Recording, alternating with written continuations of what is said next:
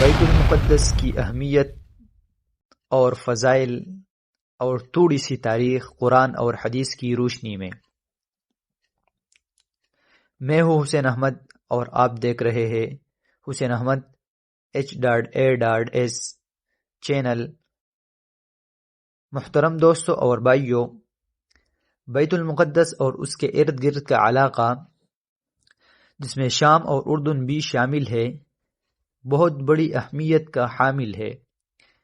اللہ تعالی نے اس علاقے کو عظیم فضائل اور برکات سے نوازا ہے کہ ان کے ارض بیت المقدس، زمینی بیت المقدس، شام اور اردن وطن انبیاء اور محبت وحی رہا ہے، جس کے لاتعداد فضائل قرآن اور حدیث میں وارد ہے، اور بیت المقدس کی تاریخ بھی قدیم ترین ہے، جیسا کہ علامہ ابن حجر رحمہ اللہ نے بخاری کی شرح فتح الباری میں قیل کی لفظ سے بیان کیا ہے کہ مسجد اقصی کی سب سے پہلی تعمیر حضرت آدم علیہ السلام نے کی، اور کچھ مورخین نے تو یوں بھی لکھا ہے کہ یعقوب علیہ السلام نے بھی مسجد اقصی کی تعمیر میں حصہ لیا، اور کچھ روایات میں ہے داؤد علیہ السلام نے تعمیر شروع کی اور سلیمان علیہ السلام نے اس کی تکمیل کی۔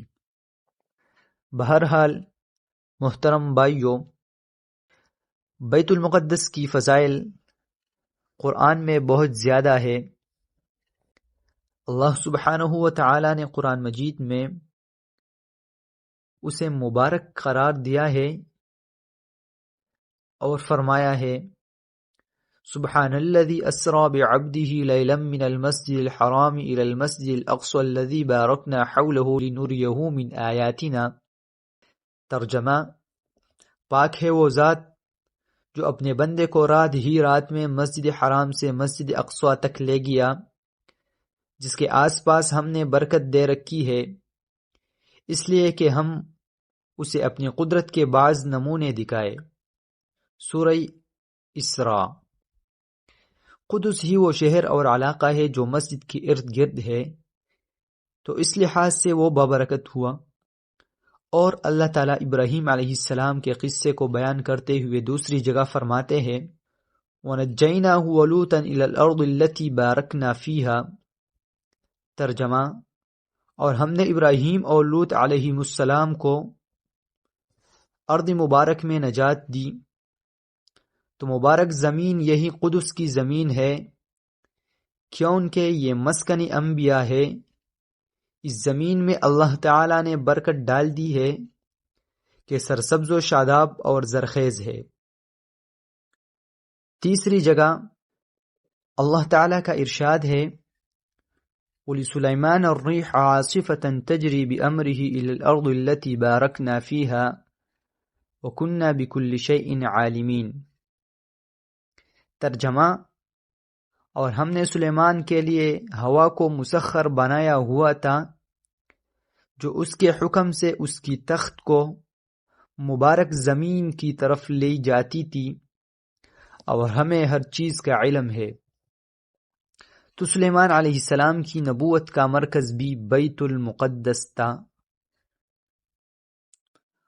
اور چوتھی جگہ اللہ رب العزت قوم سبا کے قصے میں فرماتے ہیں وَجَعَلْنَا بَيْنَهُمْ وَبَيْنَ الْقُرَى الَّتِي بَارَكْنَا فِيهَا قُرًى ظَاهِرَةً وَقَدَّرْنَا فِيهَا السَّيْرَ سِيرُوا فِيهَا لَيَالِيَ وَأَيَّامًا آمِنِينَ۔ اور ہم نے ان کے اور مبارک گاؤں کے درمیان کچھ دوسرے گاؤں بنائے تھے، اور ان کے لیے سفر کو آسان بنا دیا تھا، اور ہم نے ان کو کہا کہ اب امن سے دن رات سفر کرو، تو اس سے مراد شام کے گاؤں ہے، جس میں بیت المقدس بھی شامل ہے۔ اور پانچویں جگہ اللہ رب العزت حضرت مریم اور عیسیٰ علیہ السلام کے متعلق فرماتے ہیں وَجَعَلْنَا ابْنَ مَرْيَمَ وَأُمَّهُ آيَةً وَآوَيْنَاهُمَا إِلَى رَبْوَةٍ ذَاتِ قَرَارٍ وَمَعِينٍ۔ ہم نے مریم اور اس کے بیٹے عیسیٰ علیہ السلام کو لوگوں کے لیے اللہ کی نشانی بنا دیا تھا، اور ان کو ہم نے سکون اور میٹھے چشموں کی جگہ ٹھہرایا تھا۔ اکثر مفسرین کا خیال یہ ہے کہ اس سے مراد دمشق اور شام ہے، جس میں بیت المقدس بھی شامل ہے۔ اس علاقے کو اللہ رب العزت نے موسیٰ علیہ السلام کی زبان سے مقدس کا وصف دیا، اور چھٹی جگہ ارشاد باری تعالی ہے، یا قوم ادخلوا الارض المقدسة التي كتب اللہ لکم، اے میری قوم اس مقدس سرزمین میں داخل ہو جاؤ جو اللہ تعالی نے تمہاری نام لکھ دی ہے۔ سورہ مائدہ آیت 21۔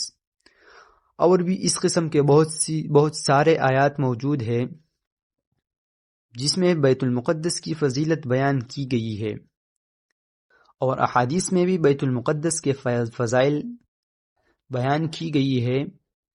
ابو ذر رضی اللہ عنہ بیان کرتے ہیں کہ ہم رسول اللہ صلی اللہ علیہ وسلم کی موجودگی میں ایک دوسرے سے کہنے لگے کہ کیا مسجد نبوی افضل ہے یا کہ بیت المقدس؟ تو رسول اللہ صلی اللہ علیہ وسلم فرمانے لگے، میری مسجد میں وہاں یعنی بیت المقدس کی 4 نمازوں سے افضل، اور وہ نمازی بھی بہت ہی اچھا ہے۔ ایک وقت آئے گا کہ کسی آدمی کے پاس اس کے گھوڑے کی رسی جتنی زمین کا ٹکڑا ہوگا، جہاں سے اسے بیت المقدس نظر آئے گی تو یہ اس کے لیے ساری دنیا سے بہتر ہوگی۔ بحوالہ مستدرک الحاکم جلد 4 509۔ اور وہ ایسی پاکیزہ سرزمین ہے جہاں دجال بھی داخل نہیں ہو سکتا، جیسا کہ حدیث میں فرمانی نبوی صلی اللہ علیہ وسلم ہے، دجال حرم اور بیت المقدس کے علاوہ باقی ساری زمین میں گھومے گا۔ مسند احمد 19665 نمبر حدیث۔ عیسیٰ علیہ السلام دجال کو اسی علاقے کے قریب قتل کریں گے، جیسا کہ حدیث نبوی میں فرمانی نبوی ہے۔ نواس بن سمعان رضی اللہ عنہ بیان کرتے ہیں کہ نبی کریم صلی اللہ علیہ وسلم نے فرمایا، عیسیٰ ابن مریم علیہ السلام دجال کو باب لد میں قتل کریں گے۔ مسلم حدیث نمبر 2937۔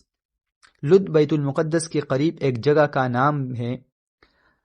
محترم دوستو، بیت المقدس وہی جگہ ہے جہاں نبی کریم صلی اللہ علیہ وسلم کو معراج کے لیے مسجد حرام سے مسجد اقصی لے جایا گیا، جس کا تذکرہ اوپر پہلی آیت میں ہو چکا ہے۔ یہ مسلمانوں کا قبلہ اول ہے، جیسا کہ مندرجہ ذیل حدیث میں ہے۔